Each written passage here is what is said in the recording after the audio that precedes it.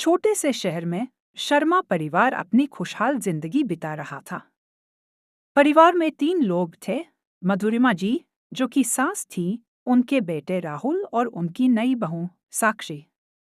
साक्षी और राहुल की शादी को कुछ ही महीने हुए थे, लेकिन सास बहू के रिश्ते में हमेशा तनातनी बनी रहती थी। मधुरिमा जी को लगता था कि साक्षी उनके बेटे को उनसे दूर कर रही है। वहीं साक्षी को लगता था कि उसकी हर कोशिश को सास गलत नजर से देखती है। बात बात पर झगड़े होने लगे। एक दिन सुबह का नाश्ता बनाते हुए मधुरिमा जी ने गुस्से में कहा, अरे साक्षी, तुमसे एक चाय भी ढंग की नहीं बनती। तुम्हारी माँ ने तुम्हें कुछ सिखाया नहीं क्या?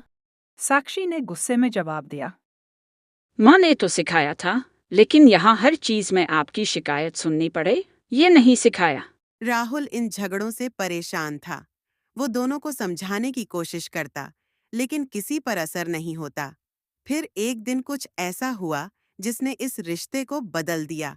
मधुरिमा जी को सीढ़ियों से गिरने की वजह से पैर में फ्रैक्चर हो गया। डॉक्टर ने उन्हें कुछ हफ्तों तक पूरी तरह आराम करने को कहा। अब घर की पूरी जिम्मेदारी साक्षी पर आ गई।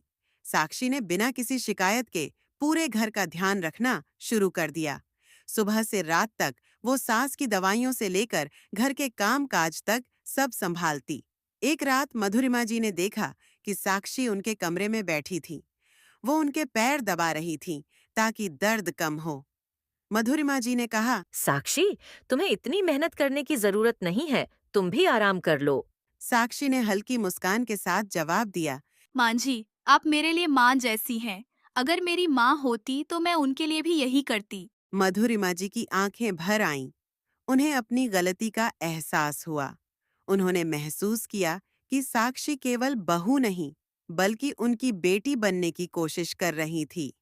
अगले दिन जब साक्षी चाय लेकर आई, तो मधुरिमा जी ने कहा, साक्षी, आज चाय बहुत अच्छी बनी है।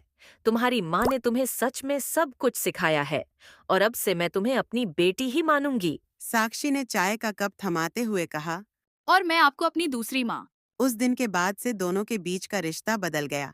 वे साथ में हंसतीं, बातें करतीं और हर काम में एक दूसरे का हाथ बंटातीं। राहुल भी अब ज्यादा खुश था, क्योंकि घर में अब शांति और प्यार था। शिक्षा।